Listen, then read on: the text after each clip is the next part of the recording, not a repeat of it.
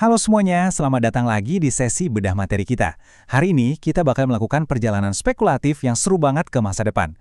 Pernah nggak sih kalian ngebayangin bakal kayak gimana ya dunia kerja dan dunia usaha kalau sistem ekonomi yang kita kenal sekarang, yaitu kapitalisme, akhirnya mencapai batasnya? Nah, di sesi kali ini kita bakal bedah literatur dan data untuk memprediksi profesi dan model usaha seperti apa sih yang bakal lahir dan mendominasi di era pasca kapitalisme nanti. Tapi buat pemanasan, coba bayangin ini deh.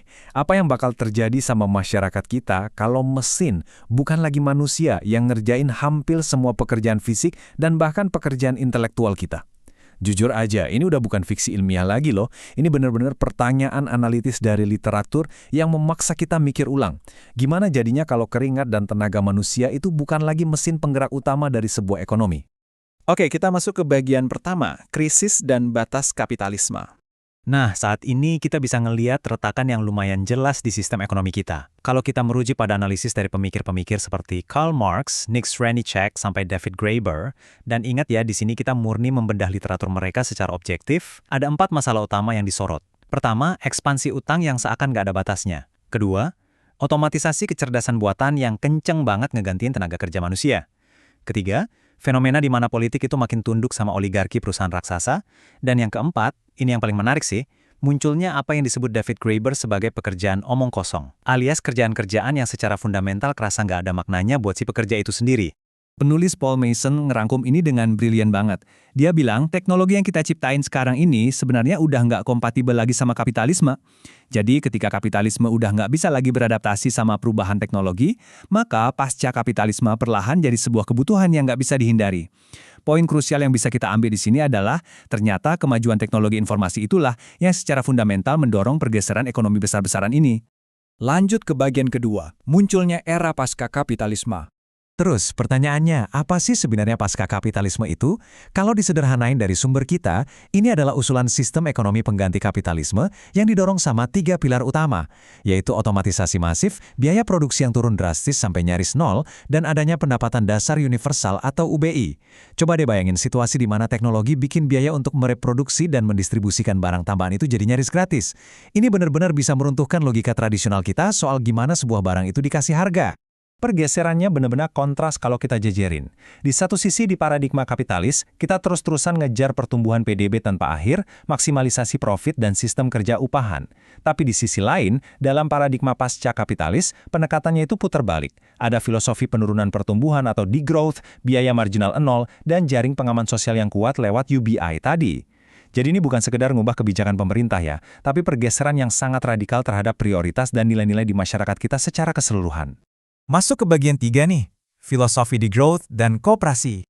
Biar sistem ini bisa jalan di tingkat akar rumput, literatur kita merujuk ke strategi degrowth dari filsuf Serge Latouche.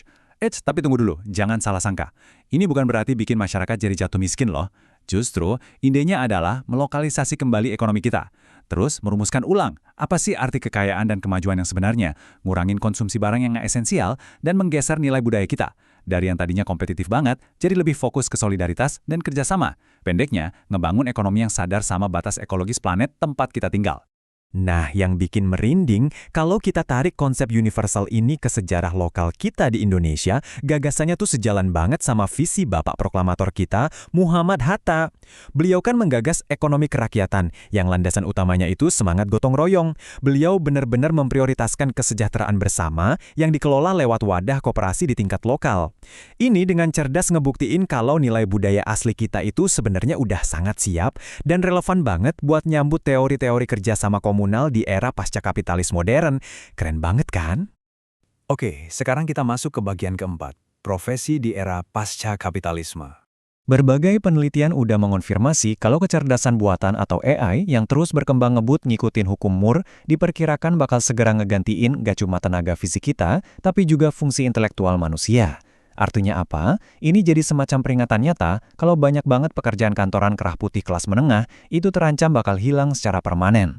Jadi pertanyaannya sekarang, kalau robot-robot ini ngambil alih tugas rutin, profesi manusia apa dong yang bakal bertahan dan mendominasi? Berdasarkan gabungan analisis dari Peter Drucker dan William Davis, kita bisa memprediksi 3 sektor utama. Pertama, pekerja pengetahuan di bidang keilmuan dan layanan. Kedua, dan ini krusial banget ya, sektor perawatan. Profesi kayak pengasuh dan pekerja sosial nilainya bakal meroket tajam. Kenapa? Karena empati murni dari seorang manusia itu yang nggak bisa dikoding ke dalam mesin. Terus yang ketiga, sektor kreatif.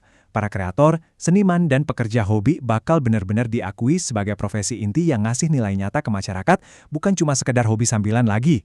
Ada satu poin esensial yang harus kita ingat di sini. Kita bakal pelan-pelan menjauh dari yang namanya tugas-tugas nggak bermakna, yang selama ini kita kerjain cuma demi ngejar gaji. Dengan adanya jaminan pendapatan dasar universal, individu-individu bakal punya kebebasan mutlak buat fokus ke hal-hal yang jauh lebih memuaskan secara batin, inovatif, dan pastinya menciptakan nilai di luar sistem ekonomi pasar tradisional. Selanjutnya, bagian kelima, model usaha masa depan. Terus buat mewadahi profesi-profesi baru tadi, bentuk usaha kayak gimana sih yang bakal muncul? Dari literatur, diprediksi bakal ada 3 bentuk utama nih. Pertama, kebangkitan koperasi ala Bung Hatta tadi, di mana kepemilikannya itu dibagi rata ke semua anggota. Kedua, usaha ekonomi sirkular yang secara tegas menolak model produksi yang rusak lingkungan.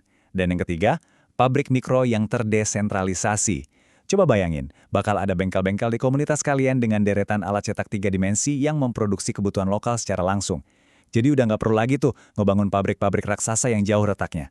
Dampak dari pergeseran model bisnis ini masif banget loh. Kombinasi antara teknologi komunikasi modern, teknologi cetak 3 dimensi, ditambah UBD tadi, pada akhirnya bakal ngebikin setiap individu punya kontrol atas aset-aset pembuat kekayaan. Ini adalah sebuah pergeseran sejarah yang mengubah segalanya. Orang biasa kayak kita akhirnya punya kendali atas alat produksi dan gak cuma mentok jadi karyawan bawahan di entitas bisnis raksasa. Nah, kalau kalian ngerasa konsep ini tuh terlalu utopis nih, coba deh kalian lihat Wikipedia. Paul Mason dengan sangat tepat nunjuk Wikipedia sebagai contoh paling nyata dari badan usaha pasca kapitalis yang udah hidup bareng kita hari ini. Ini adalah wujud kolaborasi raksasa tanpa ada motif nyari untung. Ratusan ribu orang rela nyumbangin keahlian intelektual mereka secara sukarela. Dan hasilnya, mereka berhasil meruntuhkan model bisnis komersial tradisional di ranah ensiklopedia digital. Jadi setelah kita ngebedah semua literatur dan data ini, kita sampai di satu pertanyaan pamungkas buat kalian. Udah siapkah kalian buat masuk ke sebuah tatanan ekonomi, di mana nilai kalian sebagai manusia itu nggak lagi diukur dari seberapa besar angka di slip gaji kalian? Masa depan pasca kapitalisme ini bisa aja jauh lebih dekat dari yang kita bayangin loh. Makasih banget udah ngikutin sesi bedah materi kita hari ini, dan sampai jumpa di analisis mendalam kita yang selanjutnya.